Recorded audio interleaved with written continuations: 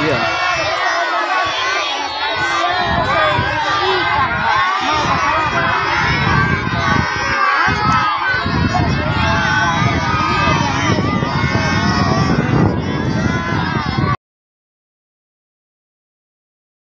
अस्सलामु अलैकुम वरहमतुल्लाहि वबरकातुहू। दोस्तों, ये इदारा जामिया हुसैन इब्न अली, ये गरीबवा इदारा है।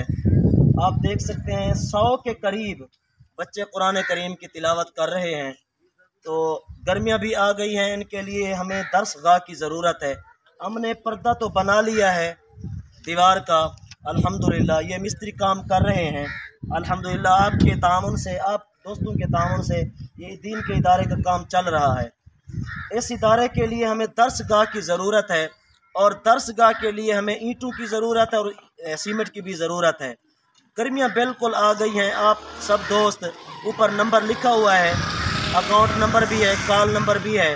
आप दोस्त अल्लाह पाक की रज़ा की खातिर इस गरीब में इदारे की मदद फरमाएं और सवाब दारिन हासिल करें। अल्लाह पाक आपको सलामत रखे। अल्लाह पाक आप सब दोस्तों की हर कदम पर हिफाजत फरमाए। अस्सलाम।